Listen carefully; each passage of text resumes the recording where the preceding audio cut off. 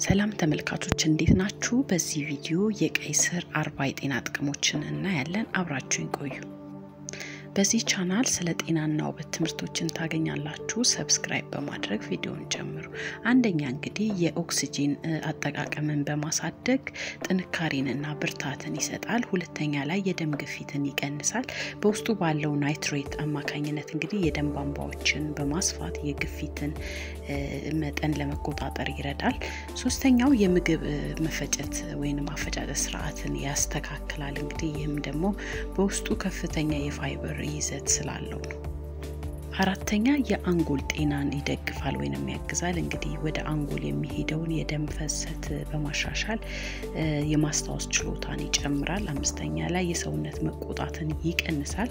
በውስጡ ባለው ቢታላይን በተባለ ጸረ ብግነት ምክንያት ነው እንግዲህ ይሄንን የሰውነት መቆጣትን የሚቀንሰው። ስድስተኛው የጉበት ጤናን ለመጠበቅም ደግሞ ይረዳል። እንግዲህ ጉበት መርዛማ ነገሮችን ከሰውነት በማስወገድ ይታወቃል። ይህን ሂደት ለማፋጠንና ለማስተካከል ይረዳል ማለት ነው ቀይ ስር። ሌላው የደም ማነስን ነው እንግዲህ የሚከላከለው። ቀይ ስር በውስጡ አይረን ስላለው የደም ማነስን ለመከላከል ያግዛል። ስምንተኛው የበሽታ መከላከል ስርዓትን ያጠናክራል። እንግዲህ ቀይ ስር በውስጡ ቫይታሚን ሲ እና ሌሎች ንጥረ ነገሮችን ጥቅጥቅ አድርጎ ይዟል። በመሆኑም የበሽታ መከላከል አቅምን ይጨምራል። ዘጠነኛው የልብ ጤናን ያሻሽላል። ይህንንም የሚያደርገው እንግዲህ የኮሌስትሮል መጠንን በመቆጣጠርና የደም ግፊትን በመቀነስ ለልብ ጤንነት እንግዲህ አስተዋጽኦ ያደርጋል።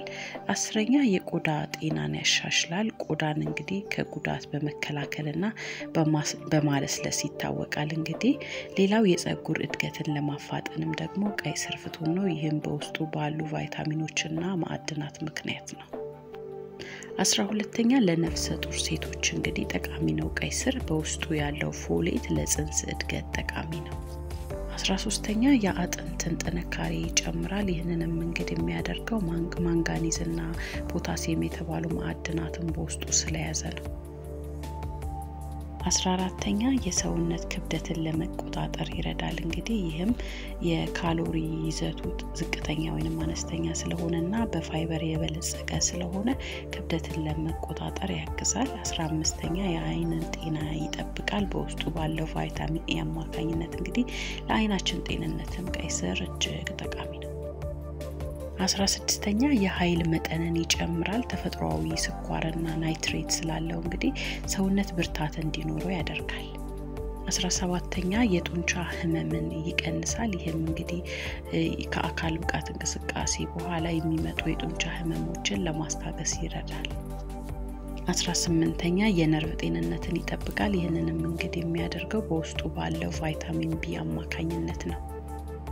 19ኛ የደም ዝውውርን ያሻሽላል። 20 የሰውነት ማጽዳት ሂደት ላይ ከፍተኛ አስተዋጽኦ ያደርጋል። ማለት ሰውነትን ዲቶክሲፋይ ለማድረግ ቀይ ስር ጁስ ጠቃሚ ነው ማለት ነው። 21ኛ የሆድ ቁርጠትን ያስታግሳል።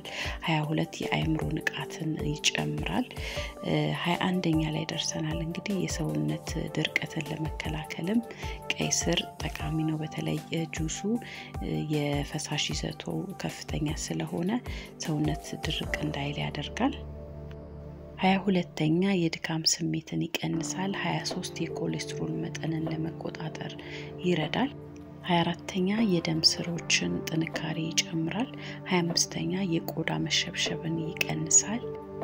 26ኛው የሰውነት ሴሎችን ያድሳል። 27ኛ የኩላሊት ጠጠርን እንዳይፈጠር ያደርጋል። በጣም በትንሹ የሚወሰድ ከሆነ ማለት ነው። 28ኛ የምግብ ፍላጎትን ያመጣጥናል። 29ኛ የአፍ ውስጥ ጤንነትን ያግዛል ወይንም ደግሞ ይጠብቃል።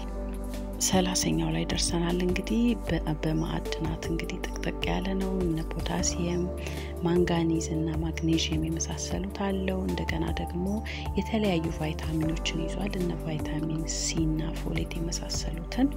32ኛው ጭንቀትን ለመቀነስም ይረዳል። 33ኛ የእንቅልፍ ጥራትን ያሻሽላል 34ኛ ከፍተኛ የፋይበር ይዘት ስላለው እንግዲህ ሙሉነት ስሜት እንዲሰማን ያደርጋል የረሃብ ስሜት እንዳይሰማን ነው የሚያደርገው ማለት ነው 35ኛው እንግዲህ የደም ሴሎች እንዲመረቱ በማድረግ ይዘትም እንግዲህ ከፍተኛው ሚና ይጫወታል 36ኛው የፀጉር መሰባበርና መሳሳትን ይቀንሳል ሌላው የጥፍር ጤንነትንም ያሻሽላል 38ኛው በሰውነታችን ያለውን የኦክሲጅን ዝውውር ያሻሽላል እሺ ተመልካቾች 39ኛው ላይ ደርሰናል እንግዲህ የማስታወስ ችሎታን ለማዳበር የሚጠቅማል 40ኛው ወይንም የመጨረሻው እንግዲህ ሰውነት ከበሽታዎች በፍጥነት እንዲያገግም ይረዳል ቀይ ስር ተፈጥሯዊና ጣፋጭ ምግብ ነው ይህም እንግዲህ በቀላሉ እናገኘውም ከምንችላቸው ምግቦች ውስጥ ይካተታል ማለት ነው እንደማስጠንቀቂያ የምነግራችሁ ነገር እንግዲህ ማንኛውም